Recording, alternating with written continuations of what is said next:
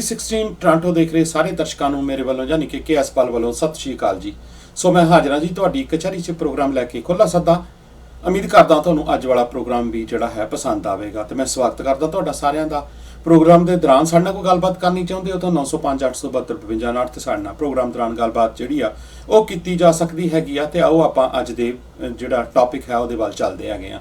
ਅੱਜ ਦਾ ਜਿਹੜਾ ਮੈਂ ਟੌਪਿਕ ਲਿਆ ਉਹਦੇ ਵਿੱਚ ਮੈਂ ਇਹ ਕਿਹਾ ਹੈਗਾ ਕਿ ਜੇ ਸਿਰਫ ਇੱਕ ਕਿਸਾਨੀ ਸੰਘਰਸ਼ ਆ ਤੇ ਸਿਰਫ ਸਿੱਖ ਹੀ ਨਿਸ਼ਾਨੇ ਦੇ ਉੱਤੇ ਕਿਉਂ ਨਹੀਂ, ਇਹਦੇ ਤੇ ਆਪਾਂ ਅੱਜ ਗੱਲਬਾਤ ਇਸ ਪ੍ਰੋਗਰਾਮ ਦੇ ਦੌਰਾਨ ਜਿਹੜੀ ਉਹ ਕਰਨੀ ਆ। ਤੁਸੀਂ ਕੋਈ ਇਨਪੁਟ ਦੇਣੀ ਚਾਹੁੰਦੇ ਹੋ ਤਾਂ ਜ਼ਰੂਰ ਤੁਸੀਂ ਪ੍ਰੋਗਰਾਮ ਦੇ ਦੌਰਾਨ ਇਨਪੁਟ ਜਿਹੜੀ ਆ ਉਹ ਦੇ ਸਕਦੇ ਹੋ। 9058725259 ਦੇ ਉੱਤੇ ਗੱਲਬਾਤ ਕੀਤੀ ਜਾ ਸਕਦੀ ਹੈਗੀ ਆ। ਸੋ ਮੈਂ ਗੱਲ ਕਰਦਾ ਜੀ ਕਿ ਇਹ ਮੈਂ ਵਿਸ਼ਾ ਲੈਣ ਦਾ ਮੇਰਾ ਕਾਰਨ ਕੀ ਸੀਗਾ, ਕਿਉਂਕਿ ਜਦੋਂ ਅੱਜ ਮੈਂ ਦੇਖ ਰਿਹਾ ਸੀਗਾ, ਖਬਰਾਂ ਦੇਖ ਰਿਹਾ ਸੀਗਾ, ਤੇ ਜਿੱਦਾਂ ਆਪਾਂ ਜਾਣਦੇ ਹਾਂ ਕਿ ਪਿਛਲੇ ਸਮੇਂ ਦੌਰਾਨ ਲਖੀਮਪੁਰ ਖੀਰੀ ਦੇ ਵਿੱਚ ਜਿਹੜੀ ਘਟਨਾ ਵਾਪਰੀ ਸੀ ਉਹਦੇ ਵਿੱਚ ਜਿਹੜੇ ਉਸ ਟਾਈਮ ਦੇ ਉੱਤੇ ਕਿਸਾਨੀ ਦਾ ਜਿਹੜਾ ਸੰਘਰਸ਼ ਚੱਲ ਰਿਹਾ ਸੀਗਾ ਉਹਦੇ ਦੌਰਾਨ ਜਿਹੜੀ ਇੱਕ ਕਿਸਮ ਦੀ ਰੈਲੀ ਕੱਢੀ ਜਾ ਰਹੀ ਸੀ। ਰੈਲੀ ਤੋਂ ਬਾਅਦ ਤੁਰੇ ਜਾਂਦੇ ਹੋਏ ਜਿਹੜੇ ਆਮ ਜਿਹੜੇ ਇਨਸਾਨ ਸੀਗੇ ਉਹਨਾਂ ਨੂੰ BJP ਦੇ ਜਿਹੜੇ ਗੁੰਡੇ ਸੀਗੇ ਉਹਨਾਂ ਵੱਲੋਂ ਕੁਚਲ ਦਿੱਤਾ ਜਾਂਦਾ। ਸੋ ਜਦੋਂ ਉਹਨਾਂ ਨੂੰ ਕੁਚਲਿਆ ਜਾਂਦਾ ਤੇ ਉਸ ਕੁਚਲਣ ਦੇ ਦੌਰਾਨ ਉਹਨਾਂ ਨੇ ਇਹ ਨਹੀਂ ਵੇਖਿਆ ਕਿ ਕੌਣ ਅੱਗੇ ਹੈਗਾ, ਪਰ ਬਹੁਤਾਤ ਦੇ ਵਿੱਚ ਉੱਥੇ ਜਿਹੜੀ ਮਰਨ ਵਾਲਿਆਂ ਦੀ ਜਿਹੜੀ ਗਿਣਤੀ ਸੀ ਜਾਂ ਜਿਹੜੇ ਲੋਕ ਆਪਣੀ ਜਾਨ ਗਵਾ ਗਏ ਇਸ ਸੰਘਰਸ਼ ਦੇ ਦੌਰਾਨ ਉਹ ਸਿੱਖ ਹੀ ਸਨ। ਸੋ ਉਹਨਾਂ ਨੂੰ ਜਿਹੜਾ ਹੈ ਉਹ ਕੁਚਲ ਦਿੱਤਾ ਜਾਂਦਾ ਤੇ ਕੁਚਲ ਕੇ ਮਾਰਨ ਤੋਂ ਬਾਅਦ ਤੇ ਅੱਜ ਉਹ ਜਦੋਂ ਉਹਨਾਂ ਦੀਆਂ ਗੱਡੀਆਂ ਜਿਹੜੇ ਕੁਚਲ ਰਹੇ ਹੁੰਦੇ ਨੇ, ਯਾਨੀ ਕਿ ਜਿਹੜੇ ਕਾਤਲ ਨੇ, ਤੇ ਕਾਤਲਾਂ ਨੂੰ ਜਿਹੜੇ ਕਤਲ ਕਰਕੇ ਜਾ ਰਹੇ ਨੇ, ਤੇ ਫਿਰ ਉਸ ਤੋਂ ਬਾਅਦ ਸਾਰੇ ਉੱਥੇ ਜਿਹੜੇ ਇਕੱਠ ਰੂਪ ਦੇ ਵਿੱਚ ਹੋਏ ਜਿੰਨੇ ਵੀ ਉੱਥੇ ਕਿਸਾਨੀ ਸੰਘਰਸ਼ ਦੇ ਵਿੱਚ ਸੀ ਉਹਨਾਂ ਨੇ ਉਹਨਾਂ ਨੂੰ ਫੜ ਕੇ, ਯਾਨੀ ਕਿ ਉਹਨਾਂ ਕਾਤਲਾਂ ਨੂੰ ਜਿਹੜਾ ਹੈ ਉਹ ਮਾਰ ਦਿੱਤਾ। ਇਹ ਸੁਭਾਵਿਕ ਨੇ ਇਹ ਸਾਰਾ ਕੁਝ, ਇਹ ਕਿ ਜਦੋਂ ਤੁਸੀਂ ਕਿਸੇ ਬੰਦੇ ਨੂੰ ਤੁਸੀਂ ਕੋਈ ਗਾਲ ਵੀ ਕੱਢ ਦਿਓ ਤਾਂ ਐਕਸ਼ਨ ਦਾ ਰਿਐਕਸ਼ਨ ਤਾਂ ਹੋਏਗਾ। ਹੁਣ ਉਹ ਜਿੱਦਾਂ ਦਾ ਐਕਸ਼ਨ ਦਾ ਰਿਐਕਸ਼ਨ ਕੋਈ ਕਰੇਗਾ, ਜੇ ਕੋਈ ਬੰਦਾ ਕਈ ਵਾਰੀ ਇਸ ਤਰ੍ਹਾਂ ਹੁੰਦਾ ਕਿ ਕਈ ਵਾਰੀ ਕੋਈ ਬੰਦਾ ਕਿਸੇ ਨੂੰ ਗਾਲ ਕੱਢਦਾ ਤੇ ਉਹਦੇ ਉਲਟ ਉਹ ਜਿਹੜਾ ਬੰਦਾ ਹੈਗਾ ਸ਼ਾਇਦ ਉਹਨੂੰ ਉਹ ਹੋ ਸਕਦਾ ਕਿ ਕੋਈ ਡੰਡਾ ਵੀ ਮਾਰ ਦੇਵੇ, ਪਰ ਕਈ ਵਾਰੀ ਕੀ ਹੁੰਦਾ ਹੈਗਾ ਕਿ ਉਹ ਕਤਲ ਤੱਕ ਗੱਲ ਵੀ ਜਿਹੜੀ ਆ ਉਹ ਪਹੁੰਚ ਜਾਂਦੀ ਆ। ਪਰ ਜਿੱਥੇ ਕਤਲ ਕੀਤੇ ਹੋਣ ਤੇ ਉਹਨਾਂ ਕਾਤਲਾਂ ਨੂੰ ਜਿਹੜਾ ਹੈ ਉਹ ਕਾਤਲਾਂ ਦੀ ਜਿਹੜੀ ਉਹਨਾਂ ਕਤਲ ਕੀਤੇ ਗਏ ਜਿਹੜੇ ਬੰਦੇ ਸੀਗੇ, ਜਿਹੜੇ ਕਾਤਲ ਸੀਗੇ ਜਿਨ੍ਹਾਂ ਨੇ ਲੋਕਾਂ ਨੂੰ ਕਤਲ ਕੀਤਾ, ਉਹਨਾਂ ਦਾ ਜਦੋਂ ਆਪਣਾ ਜਿਹੜਾ ਉਹ ਆਪਣੀ ਜਾਨ ਗਵਾ ਬੈਠੇ ਤੇ ਉਹਨਾਂ ਦੇ ਸੰਦਰਭ ਦੇ ਵਿੱਚ ਜਿਹੜੇ ਦੋ ਸਿੱਖ ਨੌਜਵਾਨ ਅੱਜ ਗ੍ਰਿਫਤਾਰ ਕੀਤੇ ਨੇ, ਗੁਰਵਿੰਦਰ ਸਿੰਘ ਤੇ ਬਚਿੱਤਰ ਸਿੰਘ। ਹੁਣ ਗੁਰਵਿੰਦਰ ਸਿੰਘ 32 ਸਾਲ ਦਾ ਤੇ ਬਚਿੱਤਰ ਸਿੰਘ ਜਿਹੜਾ ਹੈ ਉਹ 24-25 ਸਾਲ ਦਾ ਹੈਗਾ। ਤੁਸੀਂ ਇਹ ਦੇਖੋ, ਇਹ ਵੀ ਸਿੱਖ ਨੌਜਵਾਨ ਜਿਹੜੇ ਨੇ ਉਹ ਗ੍ਰਿਫਤਾਰ ਕੀਤੇ ਨੇ। ਤੇ ਉਹ ਜਿਹੜਾ ਗੁਰਵਿੰਦਰ ਸਿੰਘ ਆ ਉਹਦੇ ਉੱਤੇ ਉਹਨਾਂ ਨੇ ਕੁਦਰਤੀ ਤੌਰ ਦੇ ਉੱਤੇ, ਤੁਸੀਂ ਜਦੋਂ ਆਪਣੇ ਕਿਸੇ ਸੰਘਰਸ਼ ਜਾਂਦੇ ਹੋ ਤਾਂ ਤੁਸੀਂ ਆਪਣੇ ਕਿਸੇ ਰੋਲ ਮਾਡਲ ਦੀ ਕੋਈ ਚੀਜ਼ ਵੀ ਕਈ ਵਾਰੀ ਨਾਲ ਲੈ ਕੇ ਜਾਂਦੇ ਹੋ, ਜਾਂ ਆਪਣਾ ਕੋਈ ਤੁਸੀਂ ਰੋਲ ਮਾਡਲ ਜਿਹਨੂੰ ਮੰਨਦੇ ਹੋ ਤਾਂ ਰੋਲ ਮਾਡਲ ਉਸਨੇ ਜਿਸ ਤਰ੍ਹਾਂ ਦਾ ਦਮਾਲਾ ਸਜਾਇਆ ਹੋਇਆ ਸੀਗਾ ਉਹਦੇ ਅਨੁਸਾਰ ਉਹਨੇ ਸੰਤ ਜਰਨੈਲ ਸਿੰਘ ਖਾਲਸਾ ਪਿੰਡਰਾਂ ਵਾਲਿਆਂ ਦੀ ਜਿਹੜੀ ਟੀ-ਸ਼ਰਟ ਸੀ ਉਹ ਪਾਈ ਹੋਈ ਸੀਗੀ। ਜਿਹੜਾ ਗੋਦੀ ਮੀਡੀਆ ਉਹਨੇ ਇੰਨਾ ਕੁ ਪ੍ਰਚਾਰਿਆ ਬਾਰ-ਬਾਰ ਯੂਮ ਕਰਕੇ ਕਿ ਅੱਤਵਾਦੀ ਵੱਖਵਾਦੀ। ਠੀਕ ਹੈ, ਤੁਹਾਡੇ ਵਾਸਤੇ ਤੁਸੀਂ ਆਪਣੇ ਹਿਸਾਬ ਦੇ ਨਾਲ ਕਿਸੇ ਨੂੰ ਅੱਤਵਾਦੀ ਕਹਿ ਸਕਦੇ ਹੈਗੇ ਹੋ, ਪਰ ਸਿੱਖ ਪਰੰਪਰਾਵਾਂ ਅਨੁਸਾਰ ਜਾਂ ਸਿੱਖੀ ਅਨੁਸਾਰ ਜਾਂ ਸਿੱਖਾਂ ਦੇ ਵਿੱਚ ਸੰਤ ਜਰਨੈਲ ਸਿੰਘ ਹੋਣਾ ਦੀ ਕੀ ਅਹਿਮੀਅਤ ਆ, ਇਹ ਸਿੱਖ ਚੰਗੀ ਤਰ੍ਹਾਂ ਦੇ ਨਾਲ ਜਾਣਦੇ ਨੇ। ਖਾਸ ਤੌਰ ਦੇ ਉੱਤੇ ਸਿੱਖ ਜਿਹੜੇ ਨੇ ਉਹਨਾਂ ਨੂੰ 20ਵੀਂ ਸਦੀ ਦਾ ਮਹਾਨ ਜਰਨੈਲ ਦੇ ਤੇ ਮੰਨਦੇ ਨੇ। ਉਸ ਤੋਂ ਇਲਾਵਾ ਸਿੱਖਾਂ ਦਾ ਇੱਕ ਅਜਿਹਾ ਲੀਡਰ ਜਿਹੜਾ 1849 ਤੋਂ ਬਾਅਦ ਸਾਨੂੰ ਸਿਰਫ 6 ਸਾਲ ਵਾਸਤੇ ਮਿਲਿਆ, ਅਸੀਂ ਉਸ ਦੀ ਜਿਹੜੀ ਤੁਲਨਾ ਉਹ ਨੇੜੇ ਤੇੜੇ ਵੀ ਕਿਸੇ ਹੋਰ ਪੋਲੀਟੀਕਲ ਜਾਂ ਕਿਸੇ ਹੋਰ ਸੰਤ ਦੇ ਨਾਲ ਅਸੀਂ ਨਹੀਂ ਕਰ ਸਕਦੇ ਹੈਗੇ। ਸੋ ਇਸ ਕਰਕੇ ਅਸੀਂ ਤਾਂ ਉਹਨਾਂ ਨੂੰ ਸੰਤ ਵੀ ਮੰਨਦੇ ਹਾਂ ਤੇ ਸਿਪਾਹੀ ਵੀ ਮੰਨਦੇ ਹਾਂ। ਤੇ ਜੇ ਤੁਹਾਡਾ ਕੋਈ ਰੋਲ ਮਾਡਲ ਹੈਗਾ ਤੇ ਤੁਸੀਂ ਉਸ ਨੂੰ ਅੱਤਵਾਦੀ ਕਿਵੇਂ ਗਰਦਾਨ ਸਕਦੇ ਹੈਗੇ ਹੋ? ਇਸ ਤਰ੍ਹਾਂ ਤੇ ਫਿਰ ਤੁਹਾਡੇ ਸਾਰੇ ਹੀ ਜਿਹੜੇ ਨੇ ਸਾਡੇ ਵਾਸਤੇ ਸਾਰੇ ਅੱਤਵਾਦੀ ਨੇ। ਇੰਦਰਾ ਗਾਂਧੀ ਵੀ ਸਾਡੇ ਵਾਸਤੇ ਅੱਤਵਾਦੀ ਆ, ਸਾਡੇ ਵਾਸਤੇ ਮੋਦੀ ਵੀ ਅੱਤਵਾਦੀ ਆ, ਸਾਡੇ ਵਾਸਤੇ ਅਮਿਤ ਸ਼ਾਹ ਵੀ ਅੱਤਵਾਦੀ ਆ, ਸਾਡੇ ਵਾਸਤੇ ਰਾਜਨਾਥ ਵੀ ਅੱਤਵਾਦੀ ਆ, ਸਾਡੇ ਵਾਸਤੇ ਸਾਰੀ ਜਿੰਨੇ ਵੀ ਜਿਹੜੀ ਹੈਗੀ RS ਉਹ ਵੀ ਅੱਤਵਾਦੀ ਆ, ਸਾਰੇ ਅੱਤਵਾਦੀ ਨੇ ਸਾਡੇ ਵਾਸਤੇ। ਤੁਸੀਂ ਜੇ ਇਸ ਪੱਖ ਦੇ ਉੱਤੇ ਆਉਂਦੇ ਹੋ ਤਾਂ ਸਾਰੇ ਤੁਸੀਂ ਵੀ ਸਿੱਖਾਂ ਵਾਸਤੇ ਜਿਹੜੇ ਉਹ ਅੱਤਵਾਦੀ ਹੋ, ਕਿਉਂਕਿ ਜੇ ਤੁਸੀਂ ਸਿੱਖਾਂ ਨੂੰ ਇਹ ਦੇਣਾ ਹੈਗਾ। ਸਵਾਲ ਇੱਥੇ ਇਹ ਪੈਦਾ ਹੁੰਦਾ ਕਿ ਕਿਸਾਨ ਜਿਹੜੇ ਮੋਰਚੇ ਵਾਲੇ ਨੇ ਜਾਂ ਕਿਸਾਨੀ ਜਥੇਬੰਦੀਆਂ ਨੇ ਉਹ ਵੀ ਇਹ ਕਹਿੰਦੀਆਂ ਨੇ ਕਿ ਇਹਦੇ ਵਿੱਚ ਸਿੱਖਾਂ ਦਾ ਜਿਹੜਾ ਹੈਗਾ ਉਹ ਸਿੱਖਾਂ ਦਾ ਸੰਘਰਸ਼ ਨਹੀਂ ਹੈ, ਇਹ ਕਿਸਾਨਾਂ ਦਾ ਸੰਘਰਸ਼ ਆ। ਹੁਣ ਇਹ ਗੱਲ ਨੂੰ ਜਿਸ ਤਰ੍ਹਾਂ ਦੇ ਨਾਲ ਕੀਤਾ ਜਾਂਦਾ, ਇਹੀ ਸਰਕਾਰ ਕਹੀ ਜਾਂਦੀ ਹੈ ਕਿ ਇਹਦੇ ਵਿੱਚ ਅੱਤਵਾਦੀ ਵੜ ਗਏ ਨੇ ਜੀ। ਉਹ ਅੱਤਵਾਦੀ ਕੌਣ ਨੇ, ਕਿਹਨਾਂ ਨੂੰ ਅੱਤਵਾਦੀ ਕਹਿ ਰਹੇ ਨੇ? ਉਹ ਸਾਰੇ ਜਿਹੜਾ ਕੋਈ ਪਗੜੀਧਾਰੀ ਹੈਗਾ, ਜਿੰਨੇ ਕੋਈ ਅੰਮ੍ਰਿਤ ਛਕਿਆ ਨਹੀਂ ਛਕਿਆ, ਪੱਗ ਬੰਨੀ ਆ, ਉਹ ਉਹਨਾਂ ਵਾਸਤੇ ਉਹ ਅੱਤਵਾਦੀ ਹੈਗਾ। ਤੇ ਉਹ ਅੱਤਵਾਦੀ ਕਹਿਣ ਦੇ ਕਰਕੇ ਹੀ ਜਿਹੜੇ ਸਿੱਖ ਨੇ ਉਹ ਜੇ ਕੱਲਾ ਸੰਘਰਸ਼ ਜਿਹੜਾ ਹੈਗਾ ਉਹ ਕਿਸਾਨੀ ਦਾ, ਤੇ ਫਿਰ ਉੱਥੇ ਨਿਸ਼ਾਨੇ ਤੇ ਕੱਲੇ ਸਿੱਖ ਹੀ ਕਿਉਂ ਲਏ ਜਾਂਦੇ ਨੇ? ਕਿਉਂ ਸਿੱਖਾਂ ਨੂੰ ਟਾਰਗੇਟ ਕੀਤਾ ਜਾਂਦਾ?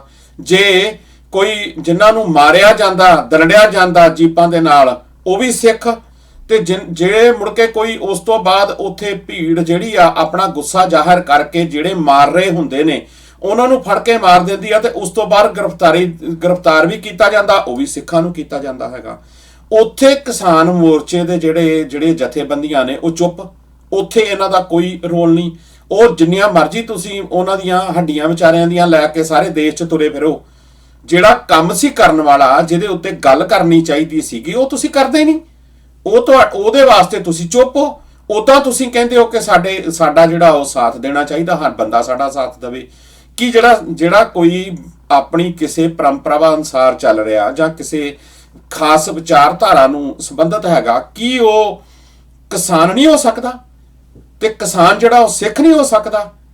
ਸੋ ਇਹ ਸਾਰੀਆਂ ਗੱਲਾਂ ਦੇ ਉੱਤੇ ਜਦੋਂ ਤੁਸੀਂ ਨਜ਼ਰ ਮਾਰਦੇ ਹੈਗੇ ਹੋ ਤੇ ਇੱਕ ਸਵਾਲੀਆ ਨਿਸ਼ਾਨ ਲੱਗਦਾ ਹੈਗਾ ਕਿ ਤੁਹਾਨੂੰ ਜਿਹੜੀ ਇੰਡੀਅਨ ਗਵਰਨਮੈਂਟ ਆ, ਇੰਡੀਅਨ ਮੀਡੀਆ ਹੈਗਾ, ਜਿਹੜਾ ਉੱਥੋਂ ਦਾ ਕੋਈ ਵੀ ਇੰਡੀਅਨ ਗੋਦੀ ਮੀਡੀਆ ਹੈਗਾ, ਉਹ ਤੁਹਾਨੂੰ ਕੀ ਪ੍ਰਚਾਰ ਰਿਹਾ ਹੈਗਾ, ਉਹ ਕਿੱਦਾਂ ਦੇ ਨਾਲ ਤੁਹਾਨੂੰ ਦੇਖ ਰਿਹਾ ਹੈਗਾ। ਉਹਦੇ ਵਿੱਚ ਚਾਹੇ ਤੁਸੀਂ ਜਿਹੜਾ ਹੈ ਨਾ ਰੋਜ਼ ਰਾਸ਼ਟਰਵਾਦ ਦੇ ਗੁਣ ਗਾਈ ਜਾਓ, ਤੁਸੀਂ ਰੋਜ਼ ਰਾਸ਼ਟਰਵਾਦੀ ਹੋਣ ਦਾ ਸਰਟੀਫਿਕੇਟ ਪੇਸ਼ ਕਰੀ ਜਾਓ, ਪਰ ਤੁਸੀਂ ਅਖੀਰ ਦੇ ਉੱਤੇ ਉਹਨਾਂ ਵਾਸਤੇ ਅੱਤਵਾਦੀ, ਵੱਖਵਾਦੀ, ਰੈਡੀਕਲਸ, ਐਕਸਟ੍ਰੀਮਿਸਟ, ਸਾਰਾ ਕੁਝ ਹੀ ਉਹਨਾਂ ਵਾਸਤੇ ਤੁਸੀਂ ਹੈਗੇ ਹੋ। ਸੋ ਵਕਫਾ ਇੱਕ ਬ੍ਰੇਕ ਦਾ ਹੋ ਗਿਆ। ਬ੍ਰੇਕ ਤੋਂ ਬਾਅਦ ਆਪਾਂ ਦੁਬਾਰਾ ਅੱਗੇ ਪ੍ਰੋਗਰਾਮ ਨੂੰ ਕੰਟੀਨਿਊ ਕਰਾਂਗੇ। ਸੋ ਮਿਲਦੇ ਹਾਂ ਜੀ ਇੱਕ ਛੋਟੀ ਜਿਹੀ ਬ੍ਰੇਕ ਤੋਂ ਬਾਅਦ।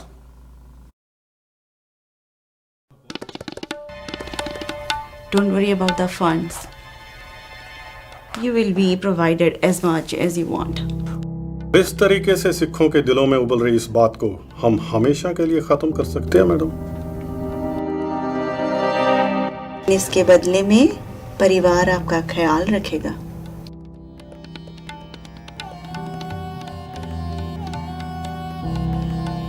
So we now need to find a corrupt Jat Sikh officer for the operation. Yes, we have to. Exactly. Now we can use white phosphorus.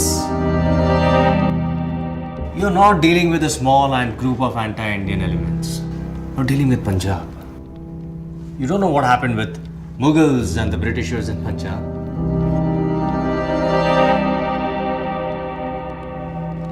सोलह 1699 ਦੇ ਵਿੱਚ ਇਨਕਲਾਬ ਉੱਥੋਂ ਹੀ ਸ਼ੁਰੂ ਹੋਇਆ ਸੀ। ਪਰ ਇੱਧਰ ਦੇਖ ਲਓ, ਪੰਜਾਬ 'ਚ ਉਸੇ ਇਨਕਲਾਬ ਨੇ ਸਾਡੀਆਂ ਜੜ੍ਹਾਂ ਨਹੀਂ ਲੱਗਣ ਦਿੱਤੀਆਂ। फ़लस्तीन मुक्ति मोर्चा और यासर अराफात की हमायत करना हमारी मजबूरी है। President Chernyenko agreed to finish the Sikh terrorism. ਇੱਕ ਵਾਰੀ ਨਾ ਜਾਪਾਨ ਅਮਰੀਕਾ ਤੇ ਹਾਵੀ ਹੋ ਗਿਆ ਸੀ।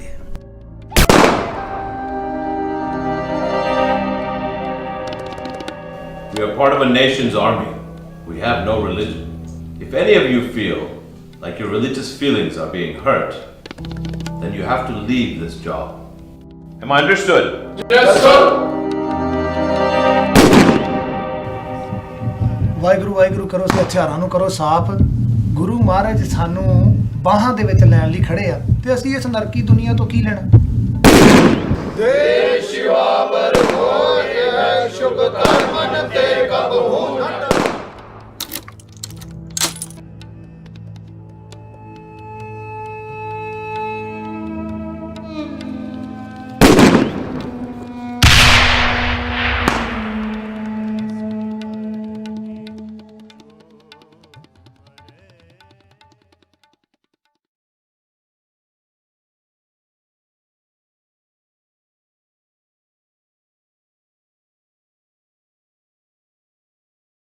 ਜੇਕਰ ਤੁਸੀਂ ਕੋਈ ਆਪਣਾ ਘਰ ਵੇਚ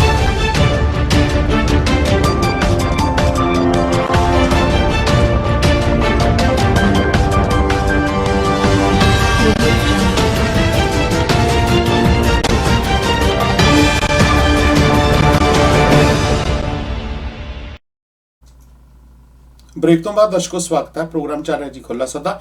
ਉਮੀਦ ਕਰਦਾ ਕਿ ਤੁਹਾਨੂੰ ਪ੍ਰੋਗਰਾਮ ਪਸੰਦ ਆ ਰਿਹਾ ਹੋਵੇਗਾ ਤੇ ਆਓ ਆਪਾਂ ਅੱਗੇ ਵਧਦੇ ਹੈਗੇ ਆ। ਸੋ ਮੈਂ ਗੱਲ ਕਰਦਾ ਪਿਆ ਸੀਗਾ ਕਿ ਉਹਨਾਂ ਵਾਸਤੇ ਉਹ ਕਿੱਦਾਂ ਸੋਚਦੇ ਨੇ ਜਾਂ ਕਿੱਦਾਂ ਦੇ ਨਾਲ ਨਿਸ਼ਾਨੇ ਦੇ ਉੱਤੇ ਲੈਂਦੇ ਨੇ। ਇਹ ਸਭ ਤੋਂ ਵੱਡਾ ਜਿਹੜਾ ਹੈਗਾ ਸਾਡੇ ਵਾਸਤੇ ਸਵਾਲ ਆ।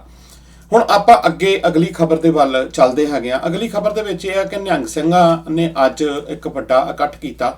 ਉਸ ਇਕੱਠ ਦੇ ਵਿੱਚ ਉਹਨਾਂ ਨੇ ਇਹ ਫੈਸਲਾ ਲੈਣਾ ਸੀ ਕਿ ਸਿੰਘੂ ਬਾਰਡਰ ਦੇ ਉੱਤੇ ਜਾਂ ਜਿੱਥੇ ਅਸੀਂ ਬੈਠੇ ਹੈਗੇ ਆ, ਜਿੱਥੇ ਸਾਡੇ ਪੜਾਅ ਨੇ, ਕਿ ਸਾਨੂੰ ਉੱਥੇ ਕੰਟੀਨਿਊ ਕਰਨਾ ਚਾਹੀਦਾ ਜਾਂ ਨਹੀਂ ਕਰਨਾ ਚਾਹੀਦਾ, ਜੇ ਉੱਥੇ ਸਾਨੂੰ ਬੈਠਣਾ ਚਾਹੀਦਾ ਜਾਂ ਵਾਪਸ ਜਾਣਾ ਚਾਹੀਦਾ। ਬਹੁਤ ਸਾਰੇ ਉਹਨਾਂ ਨੇ ਉੱਥੇ ਲੰਬਾ ਚੌੜਾ ਉਹਨਾਂ ਦਾ ਆਪਸ ਵਿੱਚ ਜਿਹੜਾ ਮੀਟਿੰਗ ਹੋਈ, ਆਪਸ ਵਿੱਚ ਉਹਨਾਂ ਦੀਆਂ ਗੱਲਾਂ ਬਾਤਾਂ ਹੋਈਆਂ, ਸਟੇਜ ਲੱਗੀ, ਸਾਰਾ ਕੁਝ ਹੋਇਆ। ਬਾਕੀ ਤੇ ਉਹਨਾਂ ਨੇ ਕੱਲ ਇਸ ਚੀਜ਼ ਦੇ ਉੱਤੇ ਸਾਰੀ ਗੱਲਬਾਤ ਕਰਕੇ ਜਿਹੜੀ ਆ ਉਹ ਸੰਗਤਾਂ ਦੇ ਅੱਗੇ ਰੱਖਣੀ ਆ ਕੱਲ ਨੂੰ 4 ਵਜੇ। ਪਰ ਉਹਨਾਂ ਨੇ ਇਹ ਫੈਸਲਾ ਲਿਆ ਕਿ ਸਾਨੂੰ ਸੰਗਤਾਂ ਵੱਲੋਂ ਬੜੇ ਵੱਡੇ ਰੂਪ ਦੇ ਵਿੱਚ ਇਹ ਗੱਲ ਕਹੀ ਗਈ ਹੈਗੀ ਆ ਕਿ ਅਸੀਂ ਇੱਥੇ ਆਪਣੀ ਜਿਹੜੀ ਆ ਸਟੇ ਕਰੀਏ, ਆਪਾਂ ਇੱਥੇ ਰਹੀਏ। ਉਹਦੇ ਕਾਰਨ ਵੀ ਕਈ ਨੇ, ਉਹਦੇ ਰਹਿਣ ਦੇ ਕਾਰਨ ਵੀ ਕਈ ਹੈਗੇ ਨੇ, ਕਿਉਂਕਿ ਇਹ ਗੱਲ ਪੱਕੀ ਹੈਗੀ ਆ ਕਿ ਜਦੋਂ 26 ਜਨਵਰੀ ਤੋਂ ਬਾਅਦ ਭਾਵੇਂ ਕਿ ਮਾਝੇ ਵਾਲਿਆਂ ਦੀ ਸਟੇਜ ਦੇ ਉੱਤੇ ਅਟੈਕ ਹੋਇਆ ਸੀਗਾ, ਉਸ ਟਾਈਮ ਤੇ ਵੀ ਜਿਹੜੀਆਂ ਨਿਹੰਗ ਜਿਹੜੀਆਂ ਜਥੇਬੰਦੀਆਂ ਸੀਗੀਆਂ ਉਹਨਾਂ ਦੇ ਖੜਨ ਕਰਕੇ ਹੀ ਜਿਹੜੇ ਬੀਜੇਪੀ ਆਰਐਸਐਸ ਦੇ ਗੁੰਡੇ ਸੀਗੇ ਉਹਨਾਂ ਨੇ ਭਜਾਇਆ ਸੀ। ਉਹਨਾਂ ਨੇ ਲਲਕਾਰ ਮਾਰ ਕੇ ਉਹਨਾਂ ਨੂੰ ਉੱਥੋਂ ਜਿਹੜਾ ਸੀਗਾ ਉਹ ਭਜਾਇਆ ਸੀਗਾ। ਉਸ ਟਾਈਮ ਦੇ ਉੱਤੇ ਵੀ ਇਹ ਜਿਹੜੀਆਂ 32 ਕਿਸਾਨ ਜਥੇਬੰਦੀਆਂ ਹੋਰ ਨੇ, ਯਾਨੀ ਕਿ ਇਹ ਜਿਹੜਾ ਸੰਯੁਕਤ ਮੋਰਚੇ ਵਾਲੇ ਹੈਗੇ ਨੇ, ਇਹਨਾਂ ਨੇ ਵੀ ਜਿਹੜੀ ਸਟੇਟਮੈਂਟ ਇਹ ਦੇ ਦਿੱਤੀ ਸੀਗੀ ਕਿ ਜਿਹੜਾ ਸਾਡਾ ਇਹਨਾਂ ਦੇ ਨਾਲ ਜਿਹੜਾ ਕੋਈ ਸੰਬੰਧ ਨਹੀਂ ਤੇ ਤੁਸੀਂ ਇੱਧਰ ਜਿਹੜਾ ਜਾਏਗਾ ਉਹ ਆਪਣੇ ਆਪ ਜ਼ਿੰਮੇਵਾਰ ਹੋਏਗਾ। ਸੋ ਇਹ ਹਮੇਸ਼ਾ ਹੀ ਜਦੋਂ ਤੁਸੀਂ ਇਸ ਤਰ੍ਹਾਂ ਦੀਆਂ ਗੱਲਾਂ ਬਾਤਾਂ ਕਰੋਗੇ ਤਾਂ ਤੁਸੀਂ ਇੱਕ ਬੰਨੇ ਤਾਂ ਆਪਣੀ ਜਿਹੜੀ ਗੱਲਬਾਤ ਕਰਦੇ ਹੈਗੇ ਹੋ ਕਿ ਸਾਨੂੰ ਜਿਹੜਾ ਹੈ ਉਹ ਪੂਰੀ ਤਰ੍ਹਾਂ ਦੇ ਨਾਲ ਸਮਰਥਨ ਕਰੋ, ਤੇ ਦੂਸਰੀ ਸਾਈਡ ਦੇ ਉੱਤੇ ਤੁਹਾਡੀ ਇੱਕ ਉਹ ਸਾਈਡ ਆ ਜਿਹੜੀ ਆ ਉਹ ਇਸ ਤਰ੍ਹਾਂ ਦੀ ਆ ਕਿ ਤੁਸੀਂ ਹਮੇਸ਼ਾ ਹੀ ਇੱਕ ਸਾਈਡ ਦੇ ਉੱਤੋਂ ਇੱਕ ਪੱਖ ਦੇ ਵਿੱਚ ਜਾ ਕੇ ਪੱਲਾ ਜਿਹੜਾ ਉਹ ਝਾੜ ਲੈਂਦੇ ਹੋ। ਸੋ ਇਹ ਸਵਾਲ ਨਿਹੰਗ ਜਥੇਬੰਦੀਆਂ ਤੇ ਉੱਠਣ ਦਾ ਜਿਹੜਾ ਕਾਰਨ, ਵੈਸੇ ਤਾਂ ਇਹ ਕੋਈ ਅੱਜ ਨਵਾਂ ਨਹੀਂ ਹੈਗਾ। ਤਕਰੀਬਨ ਜਨਵਰੀ ਦੇ ਵਿੱਚ ਰਾਜੇਵਾਲ ਨੇ ਇਹ ਕਹਿਣਾ ਸ਼ੁਰੂ ਕਰ ਦਿੱਤਾ ਸੀਗਾ ਕਿ ਨਿਹੰਗ ਜਥੇਬੰਦੀਆਂ ਨੂੰ ਵਾਪਸ ਚਲੇ ਜਾਣਾ ਚਾਹੀਦਾ, ਜਦੋਂ ਇਹਨਾਂ ਦੀ ਲੋੜ ਹੋਏਗੀ ਅਸੀਂ ਉਦੋਂ ਜਿਹੜਾ ਹੈ ਉਹ ਇਹਨਾਂ ਨੂੰ ਇੱਥੇ ਬੁਲਾਵਾਂਗੇ। ਸੋ ਸਵਾਲ ਇਹ ਪੈਦਾ ਹੁੰਦਾ ਕਿ ਰਾਜੇਵਾਲ ਨੂੰ ਉਦੋਂ ਕੀ ਦਿਖਦਾ ਸੀਗਾ, ਕਿਉਂ ਉਹਨੇ ਇਹ ਜਿਹੜਾ ਸੀਗਾ ਇਹਨਾਂ ਦੇ ਉੱਤੇ ਨਿਹੰਗ ਜਥੇਬੰਦੀਆਂ ਦੇ ਉੱਤੇ ਜਿਹੜਾ ਸਵਾਲ ਖੜਾ ਕੀਤਾ ਸੀਗਾ। ਵੈਸੇ ਰਾਜੇਵਾਲ ਨੇ ਦਾੜੀ ਛੱਡੀ ਹੋਈ ਆ, ਬੀਬੀ ਦਾੜੀ ਆ, ਪੱਗ ਵੀ ਬੱਧੀ ਹੋਈ ਆ, ਤੇ ਜਿਹੜਾ ਸ੍ਰੀ ਸਾਹਿਬ ਆ ਉਹ ਵੀ ਪੂਰਨ ਤੌਰ ਦੇ ਉੱਤੇ ਦਿਖ ਰਿਹਾ ਹੁੰਦਾ, ਪਰ ਉਹਨੂੰ ਨਿਹੰਗ ਜਥੇਬੰਦੀਆਂ ਤੋਂ ਤਕਲੀਫ ਕਿਉਂ? ਉਹਨੂੰ ਨਿਹੰਗ ਜਥੇਬੰਦੀਆਂ ਦੇ ਉੱਤੇ ਬੈਠਣ ਦੇ ਉੱਤੇ ਤਕਲੀਫ ਕਿਉਂ? ਜਦ ਕਿ ਨਿਹੰਗ ਜਥੇਬੰਦੀਆਂ ਨੇ ਕੋਈ ਅਜਿਹੀ ਕਾਰਵਾਈ ਤਾਂ ਨਹੀਂ ਕੀਤੀ, ਅਜਿਹਾ ਕੁਛ ਤਾਂ ਨਹੀਂ ਕੀਤਾ। ਤੇ ਜਿਹੜਾ ਕੋਈ ਬੰਦਾ, ਜਦੋਂ ਤੁਸੀਂ ਸੰਘਰਸ਼ ਵਿੱਚ ਹੋ, ਜਦੋਂ ਤੁਸੀਂ ਸੰਘਰਸ਼ ਦਾ ਮਤਲਬ ਪਹਿਲਾਂ ਆਪਾਂ ਨੂੰ ਸਮਝ ਲੈਣਾ ਚਾਹੀਦਾ। ਸੰਘਰਸ਼ ਕੀ ਹੁੰਦਾ? ਸੰਘਰਸ਼ ਜਿਹੜਾ ਲੜਾਈ ਦਾ ਜੁੱਦਾ ਰੂਪ ਹੀ ਆ। ਸਿਰਫ ਲੜਾਈ ਉਸ ਟਾਈਮ ਦੇ ਉੱਤੇ ਅਸੀਂ ਹਥਿਆਰ ਦੇ ਨਾਲ ਨਹੀਂ ਲੜ ਰਹੇ ਹੁੰਦੇ ਤੇ ਉਹਨੂੰ ਅਸੀਂ ਸੰਘਰਸ਼ ਕਹਿ ਦਿੰਦੇ ਹੈਗੇ ਆ। ਸੋ ਉਸ ਸੰਘਰਸ਼ ਦੇ ਵਿੱਚ ਸਾਡੀ ਜਿੰਨੇ ਬੰਦਿਆਂ ਦੀ ਸ਼ਮੂਲੀਅਤ ਜ਼ਿਆਦਾ ਹੋਊਗੀ, ਸਾਡਾ ਸੰਘਰਸ਼ ਉਨਾ ਹੀ ਵਧੀਆ ਹੋਏਗਾ। ਜੇ ਤੇ ਕੋਈ ਉੱਥੇ ਅਜਿਹੀ ਕਾਰਵਾਈ ਨਿਹੰਗ ਸਿੰਘਾਂ ਵੱਲੋਂ ਪਹਿਲਾਂ ਕੋਈ ਇਸ ਤਰ੍ਹਾਂ ਦੇ ਨਾਲ ਕੀਤੀ ਗਈ ਆ, ਜਾਂ ਇਦਾਂ ਦੇ ਨਾਲ ਉਹਨਾਂ ਨੇ ਕੋਈ ਅਜਿਹੀ ਖਲਣ ਪਾਇਆ ਉਸ ਜਗ੍ਹਾ ਦੇ ਉੱਤੇ, ਤੇ ਫੇਰ ਤੇ ਇਹ ਸਵਾਲ ਜਿਹੜਾ ਸੀ ਰਾਜੇਵਾਲ ਦਾ ਜਾਇਜ਼ ਠਹਿਰਾਉਣਾ ਬਣਦਾ ਸੀਗਾ। ਉਸ ਦੇ ਬਾਵਜੂਦ ਬਾਅਦ ਵਿੱਚ ਉਹ ਜਿਹੜਾ ਰਾਸ਼ਟਰਵਾਦੀ ਹੈਗਾ, ਜਿਹੜਾ ਸਭ ਤੋਂ ਜ਼ਿਆਦਾ ਜੋਗਿੰਦਰ ਯਾਦਵ, ਉਹਨੂੰ ਬੜੀ ਤਕਲੀਫ ਹੁੰਦੀ ਆ। ਉਹ ਵੀ ਫਿਰ ਰਾਕੇਸ਼ ਟਕੈਤ ਨੇ ਵੀ ਇਹ ਗੱਲ ਕਹਿ ਦਿੱਤੀ ਕਿ ਨਿਹੰਗ ਜਥੇਬੰਦੀਆਂ ਨੂੰ ਜਿਹੜਾ ਵਾਪਸ ਚਲੇ ਜਾਣਾ ਚਾਹੀਦਾ ਹੈਗਾ। ਹੁਣ ਸਵਾਲ ਇਹ ਪੈਦਾ ਹੁੰਦਾ ਕਿ ਨਿਹੰਗ ਜਥੇਬੰਦੀਆਂ ਦੇ ਜਿਹੜੇ ਵਿੱਚ ਬੰਦੇ ਨੇ, ਜਿਹੜੇ ਇਨਸਾਨ ਨੇ, ਉਹ ਵੀ ਤਾਂ ਜਿਹੜੇ ਨੇ ਉਹਨਾਂ ਕੋਲ ਵੀ ਤਾਂ ਜ਼ਮੀਨਾਂ ਨੇ, ਉਹ ਵੀ ਤਾਂ ਜ਼ਮੀਨ ਜਾਇਦਾਦਾਂ ਵਾਲੇ ਹੈਗੇ ਨੇ, ਉਹਨਾਂ ਕੋਲ ਕਿਹੜੀਆਂ ਜ਼ਮੀਨਾਂ ਨਹੀਂ ਹੈਗੀਆਂ?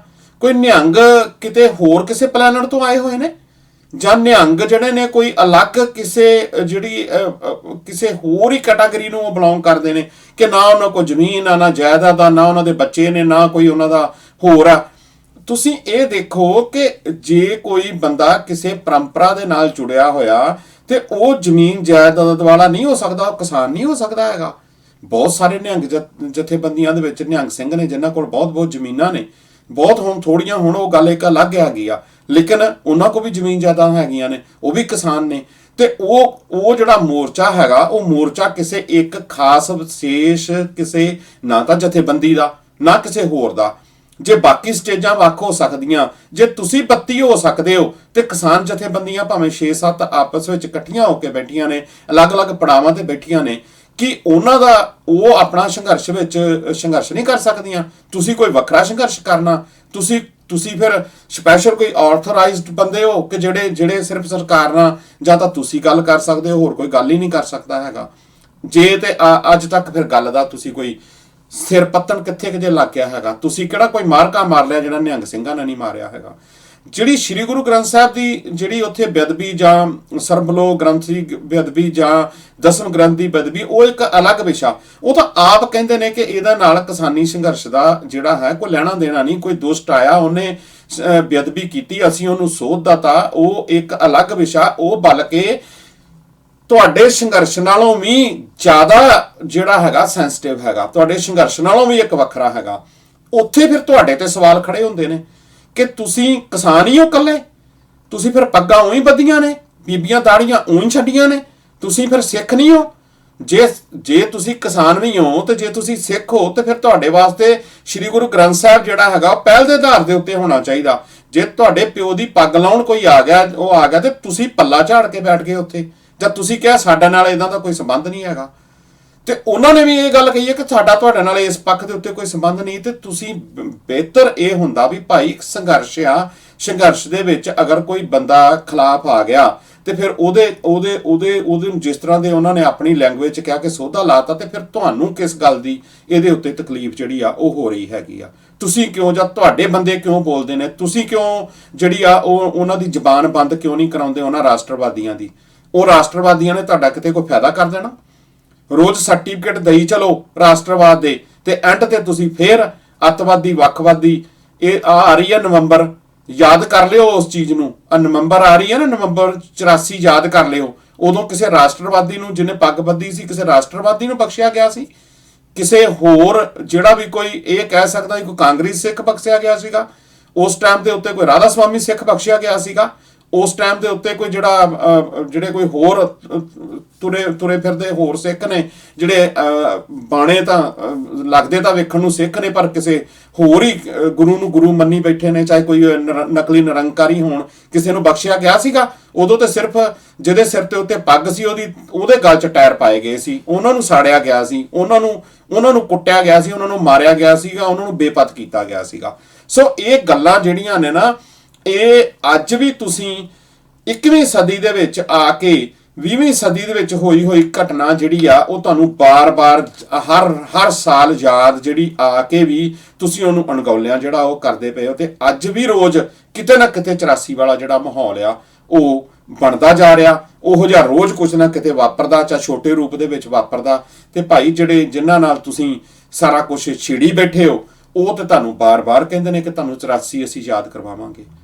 ਸੋ ਵਕਫਾ ਇੱਕ ਬ੍ਰੇਕ ਦਾ ਹੋ ਗਿਆ। ਬ੍ਰੇਕ ਤੋਂ ਬਾਅਦ ਦੁਬਾਰਾ ਆਪਾਂ ਮਿਲਦੇ ਹਾਂ ਜੀ ਇੱਕ ਛੋਟੀ ਜਿਹੀ ਬ੍ਰੇਕ ਤੋਂ ਬਾਅਦ।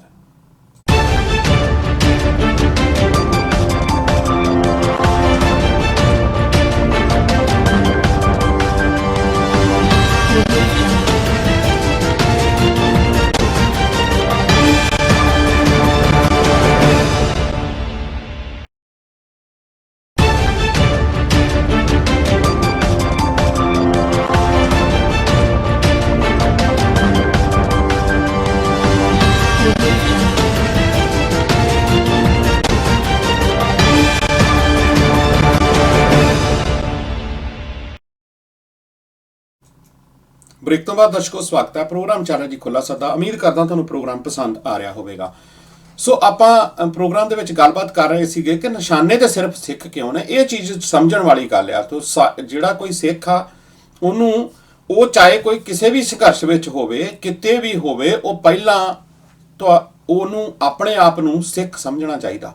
ਉਹਨੂੰ ਬਾਕੀ ਗੱਲਾਂ ਉਹਦੀਆਂ ਜਿਹੜੀਆਂ ਨੇ ਉਹ ਬਾਅਦ ਨੇ, ਕਿਉਂਕਿ ਤੁਹਾਨੂੰ ਉਹ ਇਸ ਤਰ੍ਹਾਂ ਦੇ ਨਾਲ ਹੀ ਸਮਝਦੇ ਨੇ। ਤੁਹਾਡੀ ਉਸ ਭਾਰਤ ਦੇਸ਼ ਦੇ ਵਿੱਚ ਤੁਹਾਡੇ ਪ੍ਰਤੀ ਜਿਹੜੀ ਸੋਚ ਆ ਉਹਨਾਂ ਵਾਸਤੇ ਬੜੀ ਸਾਫ਼ ਤੇ ਸੁਥਰੀ ਕਲੀਅਰ ਆ ਕਿ ਭਾਈ ਇਹ ਸਿੱਖ ਨੇ ਤੇ ਇਹਨਾਂ ਨੂੰ ਅਸੀਂ ਕਿੱਦਾਂ ਟਰੀਟ ਕਰਨਾ, ਕਿੱਦਾਂ ਇਹਨਾਂ ਨਾਲ ਅਸੀਂ ਜਿਹੜਾ ਹੈਗਾ ਵਰਤਾਓ ਕਰਨਾ, ਉਹ ਉਸੇ ਤਰ੍ਹਾਂ ਦਾ ਹੀ ਕਰਦੇ ਨੇ। ਉਹਦੇ ਵਿੱਚ ਚਾਹੇ ਤੁਸੀਂ ਕਾਮਰੇਡ ਹੋ ਜਾਂ ਤੁਸੀਂ ਕਿਸੇ ਹੋਰ ਬਾਬੇ ਦੇ ਸਿੱਖ ਹੋ ਜਾਂ ਕਿਸੇ ਦੇ ABCD ਜਿਹਦੇ ਮਰਜ਼ੀ ਸਿੱਖ ਬਣ ਜਿਓ, ਠੀਕ ਹੈ। ਲੇਕਿਨ ਉੱਥੇ ਜਿਹੜੇ ਗੁਰੂ ਦੇ ਸਿੱਖ ਨੇ ਨਾ, ਉਹ ਗੁਰੂ ਦੇ ਸਿੱਖ ਤਾਂ ਖੜਨਗੇ ਹੀ, ਇਸ ਤਰ੍ਹਾਂ ਦੇ ਨਾਲ ਹੀ ਖੜਨਗੇ। ਫਿਰ ਇੱਕ ਉੱਥੇ ਕੋਈ ਹਿੰਦ ਮਜ਼ਦੂਰ ਜਿਹੜੀ ਉਹ ਜਥੇਬੰਦੀ ਆ ਗਈ ਜੀ, ਅਸੀਂ ਲਖਵੀਰ ਦਾ ਜਿਹੜਾ ਹੈਗਾ ਉਹ ਅਸੀਂ ਉੱਥੇ ਹਮਨ ਕਰਨਾ ਹੈਗਾ। ਉੱਦਾਂ ਤਾਂ ਅਸੀਂ ਜਿਹੜਾ ਹੈ ਉਹ ਸਪੋਰਟ ਕਰਦੇ ਹੈਗੇ ਆ। ਉਹ ਜਿਹੜੀ ਲਿਖਿਆ ਹੋਇਆ ਤਾਂ ਇਦਾਂ ਹੀ ਸੀਗਾ ਕਿ ਅਸੀਂ ਸਪੋਰਟ ਤਾਂ ਇਹੀ ਕਰਦੇ ਆ ਕਿ ਅਸੀਂ ਜਿਹੜੀ ਇਹ ਬਿੱਲ ਨੇ ਉਹ ਰੱਦ ਹੋਣੇ ਚਾਹੀਦੇ ਆ। ਪਰ ਉਹ ਹਵਨ ਕਰਨ ਦੀ ਕਹਾਣੀ ਜਿਹੜੀ ਆ ਉਹ ਸਮਝ ਨਹੀਂ ਆਈ ਹੈਗੀ। ਹਵਨ ਤਾਂ ਤੁਸੀਂ ਕਿਤੇ ਆਪਣੀ ਪਰੰਪਰਾ ਤੁਹਾਡੀ, ਤੁਸੀਂ ਕਿਤੇ ਹਵਨ ਕਰ ਸਕਦੇ ਹੋ ਜਾ ਕੇ। ਜਿਹੜਾ ਲਖਵੀਰ ਸਿੰਘ ਹੈਗਾ ਨਾ, ਤੇ ਉਹ ਲਖਵੀਰ ਸਿੰਘ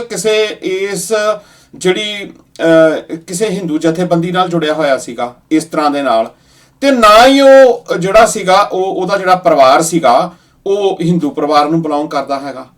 ਉਹ ਤਾਂ ਰੰਗਰੇਟੇ ਪਰਿਵਾਰ ਨੂੰ ਬਿਲੋਂਗ ਕਰਦਾ। ਰੰਗਰੇਟੇ ਪਰਿਵਾਰ ਦੇ ਨਾਲ ਉਹ ਜਿਹੜਾ ਸੀਗਾ ਉਹਦੇ ਬਾਕੀ ਪਰਿਵਾਰ ਦੇ ਸਿੱਖ ਨੇ, ਉਹ ਵੀ ਜਿਹੜੇ ਨੇ ਉਹਨਾਂ ਨੂੰ ਪੈਸੇ ਤਾਂ ਬਥੇਰੇ ਮਿਲ ਰਹੇ ਹੈਗੇ ਨੇ। ਪੈਸੇ ਜਿਹੜੇ ਨੇ ਉਹ ਲਈ ਵੀ ਜਾਂਦੇ ਨੇ ਤੇ ਪਰਿਵਾਰ ਉਹਨਾਂ ਦੇ ਹੁਣ ਪਰਿਵਾਰ ਨੂੰ ਦਿੱਲੀ ਚੁੱਕ ਕੇ ਤੁਰੇ ਫਿਰਦੇ ਨੇ ਲੋਕ। ਸੋ ਇਹ ਜਦੋਂ ਤੁਸੀਂ ਇਹਨਾਂ ਚੀਜ਼ਾਂ ਦੇ ਉੱਤੇ ਦੇਖਦੇ ਹੋ ਨਾ, ਤਾਂ ਉਦੋਂ ਤੁਹਾਨੂੰ ਇਹ ਗੱਲ ਸਮਝ ਲੈਣੀ ਚਾਹੀਦੀ ਹੈਗੀ ਆ ਕਿ ਤੁਹਾਡੇ ਦੁਆਲੇ ਘੇਰਾ ਕੌਣ ਲੋਕ ਪਾਉਂਦੇ ਨੇ, ਤੁਹਾਡੇ ਵਿੱਚ ਕਿਹੜੇ ਬੰਦੇ ਬੈਠੇ ਹੋਏ ਨੇ, ਕਿਹੜੇ ਉਹ ਬੰਦੇ ਨੇ, ਕਿਹੜੀਆਂ ਉਹ ਤਾਕਤਾਂ ਨੇ ਜਿਹੜੀਆਂ ਤੁਹਾਡੇ ਵਿੱਚ ਹੀ ਬੈਠ ਕੇ ਤੁਹਾਨੂੰ ਉਹਨਾਂ ਦੀ ਸਮਝ ਨਹੀਂ, ਉਹਨਾਂ ਨੂੰ ਤੁਸੀਂ ਸਟੇਜਾਂ ਦੇ ਉੱਤੇ ਚੜਾ ਰਹੇ ਹੋ, ਉਹਨਾਂ ਨਾਲ ਤੁਸੀਂ ਖੁੱਲੀਆਂ ਗੱਲਾਂ ਬਾਤਾਂ ਵੀ ਕਰ ਰਹੇ ਹੋ, ਉਹਨਾਂ ਨੂੰ ਤੁਸੀਂ ਅੱਗੇ ਕਰਕੇ ਉਹਨਾਂ ਨੂੰ ਜਿਹੜਾ ਹੈ ਸਭ ਕੁਝ ਉਹਨਾਂ ਦੇ ਹੱਥ ਵਿੱਚ ਦਿੱਤਾ। ਉਹ ਹੀ ਜਿਹੜੇ ਨੇ ਉਹ ਤੁਹਾਡੀਆਂ ਜੜ੍ਹਾਂ ਦੇ ਵਿੱਚ ਤੇਲ ਦੇਈ ਜਾਂਦੇ ਨੇ ਤੇ ਤੁਸੀਂ ਉਹਨਾਂ ਨੂੰ ਜਿਹੜਾ ਹੈ ਉਹ ਪਦਵੀਆਂ ਦੇ ਕੇ ਅੱਗੇ ਉਹਨਾਂ ਨੂੰ ਕਰੀ ਜਾਂਦੇ ਹੋ। ਸੋ ਇਹ ਜਦੋਂ ਤੁਸੀਂ ਇਹ ਚੀਜ਼ ਨੂੰ ਸਾਰੇ ਨੂੰ ਤੁਸੀਂ ਦੇਖਣਾ, ਇੱਕ ਗੱਲ ਆਪਣੇ ਦਿਮਾਗ ਦੇ ਵਿੱਚ ਸਪਸ਼ਟ ਕਰ ਲਓ ਕਿ ਤੁਸੀਂ ਵਾਕਿਆ ਹੀ ਲੜਾਈ ਲੜ ਰਹੇ ਹੋ, ਤੁਸੀਂ ਵਾਕਿਆ ਸੰਘਰਸ਼ ਹੋ, ਕਿ ਜਾਂ ਤੁਸੀਂ ਸਿਰਫ ਜਿਹੜਾ ਉਹ ਇਹ ਸੋਚਦੇ ਹੋ ਕਿ ਨਾਂ ਦਾ ਸੰਘਰਸ਼ ਹੀ ਆ ਸਾਡਾ, ਕਿ ਨਾਂ ਦਾ ਹੀ ਹੁਣ ਇਹ ਸੰਘਰਸ਼ ਰਹਿ ਗਿਆ। ਜੇ ਸੰਘਰਸ਼ ਆ ਤਾਂ ਫਿਰ ਉਹ ਸੰਘਰਸ਼ ਜਿਹੜਾ ਉਸੇ ਰੂਪ 'ਚ ਲੜਿਆ ਜਾਣਾ ਚਾਹੀਦਾ।